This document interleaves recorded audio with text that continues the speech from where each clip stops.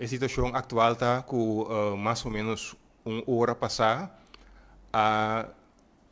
rainha vista as spots e crocodilo aqui dentro da Bahia de Sorobong e essa aqui agora de spots dentro da área que agora indica como está a área natural de seu habitat. Tá dentro área que normalmente, por motivo que tem área de proteção de mangrove, não tem área que a gente está suposto se drenta. E tipo de animal, aqui tem um animal schuw, que não está dirigido para a gente e com seu menu, sobre o que está come, está bestia em chiquito,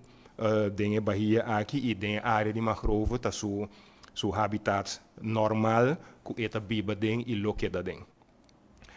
Basari beture analisis na aqui ture informação nang acumular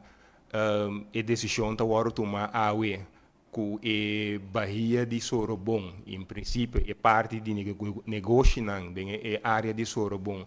lo por conhecer dona serviço back awe de do sori merdia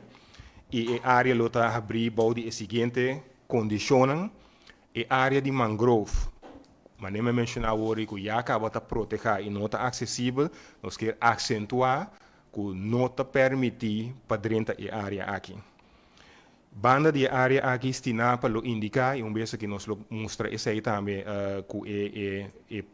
plano de Bahia e área com tem cada outro, tem alguma área adicional que nós declarar como área coral, mirando a comportação e a habitat de bestia aqui que a área que não mais de drenta den, com exceção de pescadores que está drenta e sale back para pesca. Pois o conselho está queda para evitar de drenta la mão, se isso aqui não é necessário e se você drenta, você se aqui riba próprio risco. Está proibir para instância em particular ou pessoa em particular para tomar iniciativa para sair, para buscar o reptil aqui e seguro dentro área não indica que não tem acesso a